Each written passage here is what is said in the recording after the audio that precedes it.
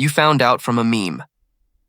A celebrity died, and your chest did something it had no business doing for someone who didn't know your name. You're sitting there refreshing Twitter at midnight, reading tributes from strangers, and somewhere around the third one you realize your eyes are wet, and you immediately feel like an idiot about it. You didn't know this person. You never stood in the same room. You watched their interviews on YouTube at 2 a.m. while eating cereal. And yet something in you is processing this like a loss that belongs to you. The grief feels real, not performed, not borrowed. Real, and nobody has been able to explain why without making you sound pathetic, which means either the explanation is wrong or something much weirder is happening inside your brain than anyone's admitting. The reason this feeling is so hard to shake isn't that you're emotionally fragile. It's that your brain never learned the difference between a relationship and the feeling of one. You learn about the death, and your first instinct is to find someone to tell. Not because you want comfort, but because sharing it makes it feel more real, like it needs a witness. You start reading old interviews as if you're retracing the relationship, looking for things you missed, lines that now read like foreshadowing, evidence that you knew them well. You feel a flicker of irritation when someone calls it just a celebrity death, then immediately feel embarrassed for caring what they think, then annoyed at yourself for being embarrassed. You watch the same tribute video 4 times even though it's making you feel worse, not because you enjoy the sadness, because stopping feels disloyal somehow. You catch yourself calculating how long you've been a fan, adding it up like tenure, as if duration justifies the size of what you're feeling. You perform a version of fine in public, then come home and look up more about them alone, like the grief has a dress code depending on who's watching. The last one is the one that catches people. You feel robbed, not of the person exactly, but of future moments with them that you'd already half planned in your head without knowing it. It's a Tuesday. You're doing something completely ordinary, dishes maybe, or lying on your couch scrolling through nothing, when your phone buzzes with a news alert. The name registers before the words around it do. Your brain does a quick check. Is this real?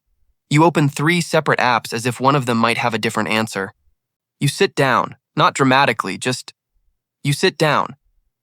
The dishes are still running. The TV is still on.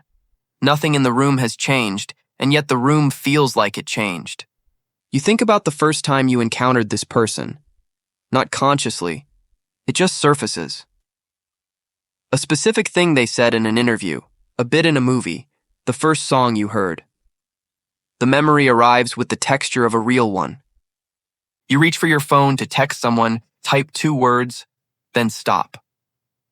Because how do you explain the size of it without sounding like someone who doesn't understand proportion? You don't send the text. You sit with it alone instead, in a room full of ordinary things, grieving someone you never met, feeling the specific embarrassment of a feeling that arrived without permission and refuses to justify itself.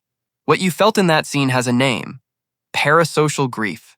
The mourning of a one-sided relationship that was psychologically real, even though it was structurally asymmetrical. The celebrity didn't know you. Your brain didn't care. Parasocial relationships form through repeated low-stakes emotional exposure, interviews, social media, podcasts, commentary, and the brain registers that consistent presence using the same neural pathways as actual social bonding. Think of it this way. Your brain is a pattern recognition machine running very old software. That software did not evolve to distinguish between person you've spent hundreds of hours with and person whose face and voice you've consumed for hundreds of hours. It files both in the same folder. The grief isn't performed and it isn't confused. It's the accurate output of a system that formed a real attachment. Your brain doesn't give you fake feelings about fake relationships. It gives you real feelings about perceived ones. The second concept at work is identity incorporation, the way we absorb pieces of public figures into our own sense of self. Music that shaped who you became. A comedian who named something you couldn't. When they die, part of the scaffolding you built yourself with goes with them. The grief isn't irrational, it's misfiled. And the distinction between those two things matters more than anyone's letting on. Here's the part nobody says out loud. You weren't grieving a stranger. You were grieving a version of yourself that only existed in relation to them. The celebrity became a fixed point in your internal timeline, a marker for who you were when you first found them, what you were going through, who you wanted to become. When they die, That fixed point disappears, and the map you built around it gets harder to read. This is why the grief hits different depending on who the person was to you at a specific age. It's not about them, it's about which version of you they witnessed, even unintentionally and entirely without knowing it. People will tell you the grief is disproportionate. What they mean is that it's disproportionate to the relationship they can see. They can't see the one your brain built in private over years of quiet consumption. And your brain doesn't downgrade a relationship just because the other person was never aware of it. The size of the grief is exactly proportional to the size of the relationship. Your brain just had the relationship in a room no one else could enter. The story your brain tells about why you're sad is almost never the full story, and the part it leaves out is usually the part that would actually explain it. The reasonable objection: isn't this just projection? You didn't know them. You knew a public persona they constructed for consumption. You're grieving a character, not a person. That objection is almost right, which is what makes it worth taking seriously. Yes, you knew a curated version. Yes, the intimacy was performed on their end, or at minimum professionally mediated. But consider what knowing someone actually requires. You know people through their outputs, what they say, how they say it, what they choose to share, and what they don't. A celebrity who spent a decade being publicly honest about something you quietly struggled with gave you something real. The channel it came through doesn't cancel that. The projection argument assumes the thing you felt wasn't legitimate unless it was mutual. But that's not how grief works anywhere. You can lose someone who didn't love you back.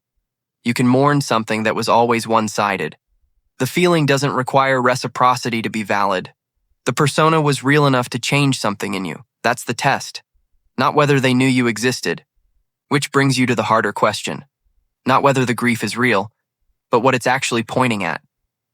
Over years, people build private collections of parasocial relationships without naming them that a specific podcast host they've woken up to for 6 years, a musician whose catalog they return to every time something falls apart, a comedian who somehow always has the right line for the wrong year. These relationships occupy real psychological space. They show up in the internal monologue. They shape taste, vocabulary, how someone frames their own problems to themselves. They are, functionally, relationships, just without the weight of reciprocity or the risk of rejection. That's the trade. Parasocial attachments offer consistent presence with none of the exposure that real intimacy requires. For someone who's been burned by closeness, they become a preferred architecture, reliably there, never disappointing in the ways people disappoint. Over time, this can quietly reorganize someone's relational diet, not dramatically, not noticeably, just a slow drift toward the connections that can't leave, and a growing unfamiliarity with the ones that can. The grief at a celebrity's death sometimes surprises people with how much it reveals about the rest of their relational life, how much weight had accumulated in one direction without their noticing. What hurts isn't always the loss of the person. Sometimes it's the sudden visibility of what the person was filling in for. That's not an indictment of anyone. It's just what it looks like when the scaffolding becomes visible, which is usually only when something gets removed. The grief is evidence of capacity, not confusion. Your brain formed a real attachment, tracked a real relationship, and experienced a real loss. And the fact that it did this through a screen, at a distance, without any exchange, doesn't make it smaller. It makes it weirder, yes. But the underlying capacity that produced it is the same one that makes you capable of loving the people who are actually in your life. The feeling you were told was embarrassing is actually proof that something in you still reaches toward connection, even when you've built very good reasons not to. That's worth sitting with, not as comfort, but as information. The people you've never met have still shaped who you are. That's not parasocial dysfunction. That's just how humans have always worked. It's only embarrassing now because the mechanism got faster. You grieve them because they mattered, and something that mattered doesn't stop mattering because it was always only going one direction. Your brain formed a multi-year relationship with someone who didn't know your name, and it did this completely without your consent and with zero apologies. Incredible organ. Worst roommate. Worst? If that sounds familiar, the algorithm apparently thinks you should keep watching this channel. And honestly, at this point, your brain has already decided.